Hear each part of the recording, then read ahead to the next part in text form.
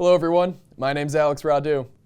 I'm Brian Jackson, and this week we'll be tackling the Yahoo Hack, Canada's golden age of data centers, and Donald Trump's meeting with Silicon Valley. Welcome to IT World Canada's weekly update.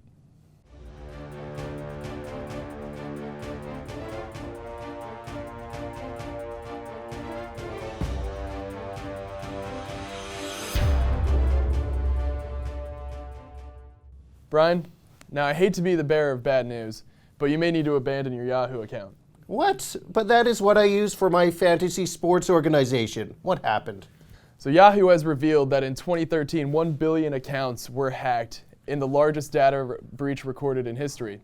This means names, email addresses, telephone numbers, dates of birth, hashed passwords, and even encrypted or unencrypted security questions and answers. Was there anything not taken? Actually, yes. Payment card data or bank account information was not stolen, which is arguably the most important information that could have been taken in the first place. Well, I guess that is slightly reassuring, but did you say this hack happened in 2013? So I did. And Yahoo wasn't even made aware of this hack until this most recent November. They were notified by law enforcement, so for 3 years this data has been floating around somewhere. For now, this data hasn't been listed on the dark web, but account information collected could have been used in past hacks that we just don't know about. Well, does Yahoo at least know how the attack happened? So, and maybe you'll find this a little funny, Yahoo doesn't exactly know how this happened.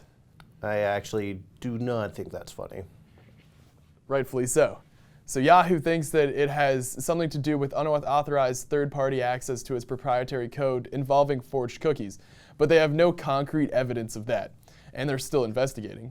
For now, Yahoo is requiring all users to change their passwords. It's invalidated unencrypted security questions and answers as well. All right, well, I guess I'm a victim of this. What should I be doing? Well, first, you should be using ESPN for all of your fantasy sports needs.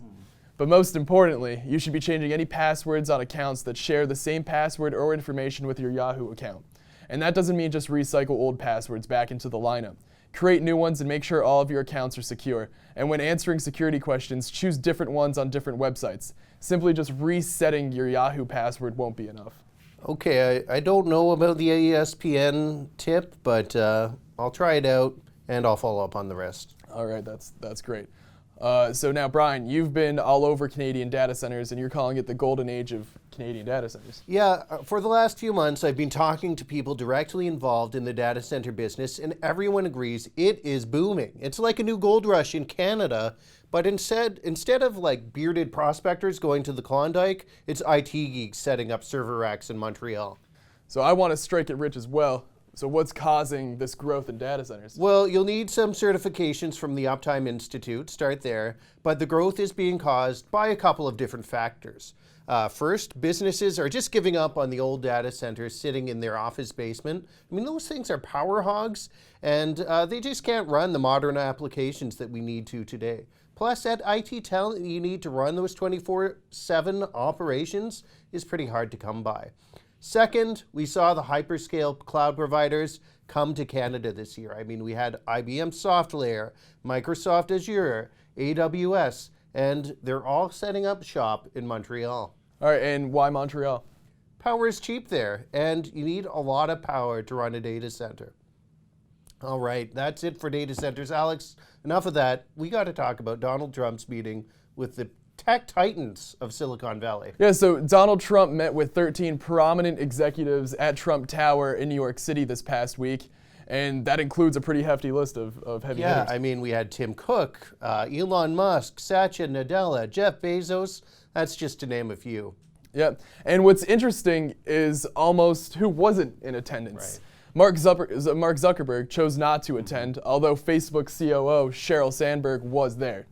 And then Twitter was left off of the list despite the president-elect's penchant for using that platform. Now, the official word out of the Trump camp is that Twitter wasn't invited because they just aren't big enough. Multiple reports have surfaced, though, stating that the reason may be a bit more personal than that. Yeah, and Trump's beef with Twitter goes back as far as October with a rejected deal with the Trump campaign to create an emoji for the Crooked Hillary hashtag. So strange.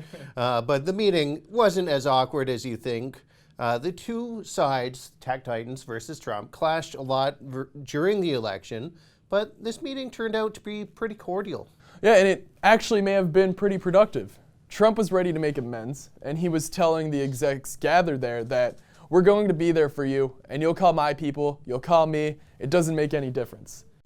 Jeff Bezos left the meeting saying it was very productive, and he's excited about the possibility that this could be the innovation administration.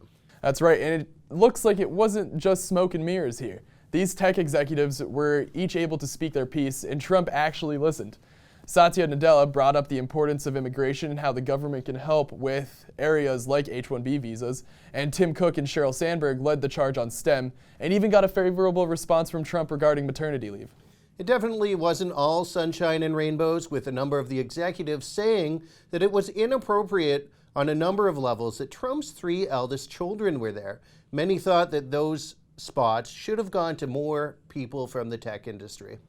That's right, and overall, the event seems like it might have been a success.